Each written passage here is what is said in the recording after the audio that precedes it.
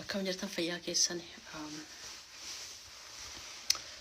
Wanta ani irraa haasa'uu dhufellee amma kalee dheengadda asirratti deemaa ture waa'ee Qananii ilaalchiseeti.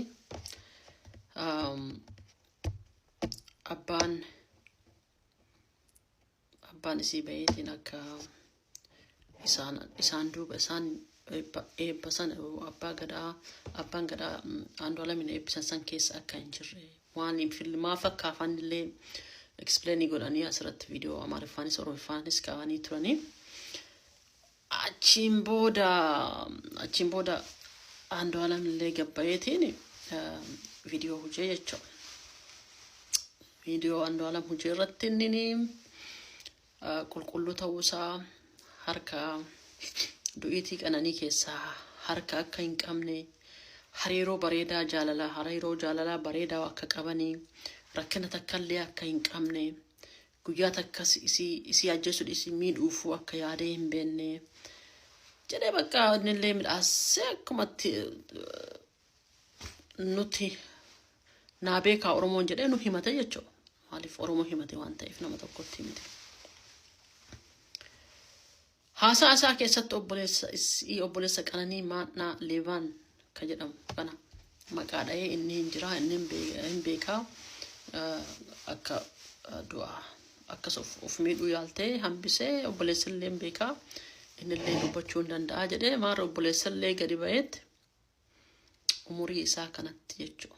Baay'ee mucaa xiqqaa mucaan kun gadi ba'ee dhugaa jirtu hin himaa jedheetiin dhugaa jirtu san waan beeku san evidensii wal qabsiisaa nutti dubbate jechuudha. Yaa Oromoo warri na arrabsu feetanillee na arrabsaa. Maal na arrabsitanii jiru yoo na rarraaftan waan armaan dura waan kanarratti illee viidiyoo hojii hin beeku barbaadan lubbuun illee na rarraaftan arraba dhiisite arraba sirraa sodaadheetti waan baay'ee arrabuma gadu nu buusan nama salphisan.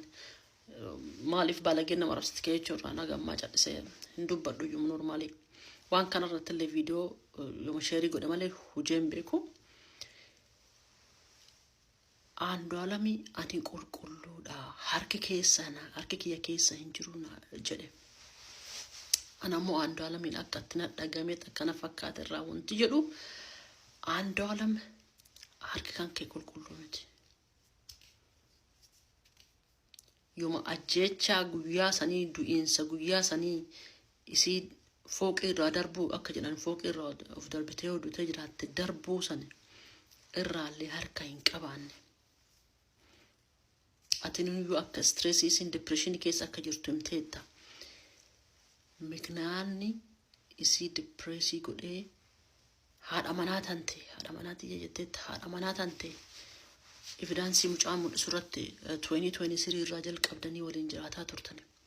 Haadha manaa tante waan depressionii keessa sii keessa stressii sii godhe harki kan kee qulqulluu yoo ta'e which adult harki kan ati qulqulluu waan kana keessa qulqulluu yoo taate haadha manaa tante ta waliin jiraataa turte eenyu fuula sii akkas godhe eenyu harka sii cabse kana baatee dubbatuu qabda.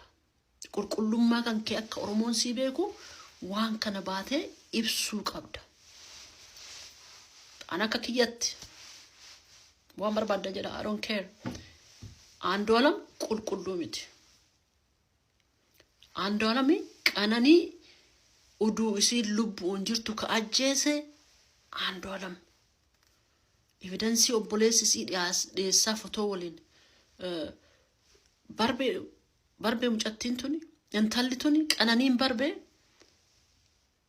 dhugaa isii iyyu waa hundaayyuu ragaa hunda takkaan kaayattee luftee bar mucattiin tuni. Telefoona irra jira ragaan guyyaa inni dha'ee hunda guyyaa inni madeesseen guyyaa inni cabseen fotoo isii keettee achi keessatti fotoo ka'aatiin guyyaan evidensii isii walii qabataa turte jechuudha. Yoo duutes ragaan kun waan dhugaa isii akka awwaalamne akka ragaan dhugaa isii akka baatuuf jetteet waan kanniin godhataa turte. Ammallee seerri biyya sanii Andu'aalamiin seeraan gaafateet seera jira oolchetin dhugaa qananii baasuu qaba. I'm sorry.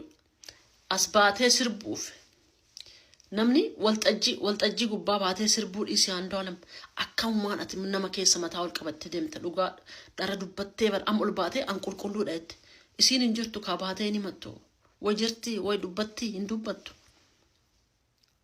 lakki akkasii miti wantoonni jedhaaru dhugaa miti way jetti hin jettu atuu waan san beetu baatee ani qulqulluudha harka keessaan qabu Oromoo naa beeka simbeek angara kiyyaan simbeek qulqulluu miti harka kan kee yoo ati niitii tante haadha manaa tante tana ati akkasin goone ammoo dhiira akkanas jala goote tana baaftee Oromoo himuu qabda maqaa waliin akka Oromoon seera dhiyeessee seerri akka gaafatuun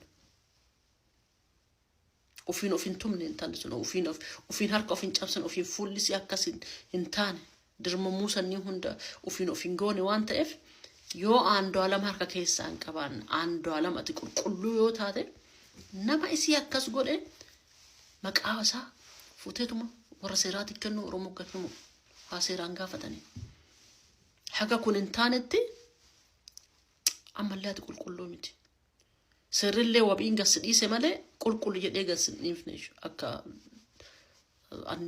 understanding godhetti niwuusirraa yeroo saniirraallee wabiin gas dhiisan $50,000 birrii 50,000 kaffaltee wabiin gas dhiisan wabiin gannama dhiisu jechuun namni sun bilisa ba'ee jechuu miti is ongoing jechuu onnoon keeziin sun ammallee hin qoratamaara jechuu kanaafuu ani dhiifama naa godhaati warroonni warra qananiiti attaakii godhaatan mucaa daa'ima ba'ee dubbate kana attaakii godhaatan especially warri beekamnoonni warri mootummaa waliin jirtan warri qabaataan Faisal Lalisaa inni jedhee Facebook irra kaayeru Amaariffaan mucaan kun dubbatutu isa dhukkubse dhugaa mucatti kana awwaalamuun dhukkubsineeni Amaariffaan maqaa afaan halagaatiin baatee dubbattee jedhee mucaa irra wannoo godheera like you know waaqa sodaadha warri waan kanneen gootan waaqa sodaadha warri ijoollee hadhan qabne bor ijoollee argattanii waan isinirra ga'an beektanaan ijoollee keessa irra ga'an beektanii warri hadhammoo ijoollee of jalaa qabdani waan ijoollee teessan bor irra ga'an beektanii rabbii jala jirtan sodaadhaati warra qananii irraa abbaa qananii haadha obboleessa qananii irraa dhaabadha mucaan kun daa'ima akka kiyyatti mucaan kun daa'imni kun protection isa barbaachisa amma waan baay'ee baasee hime waan ta'eef kanuma jechuu barbaada ammallee waan dhugaadha qananii haa baasu warra sagalee taatanii itti fufaatan sagalee ta'aa fi itti fufaa waan dhugaa qananii haa baasu justice for qananii an kanuma jedhu fayyaana ta'a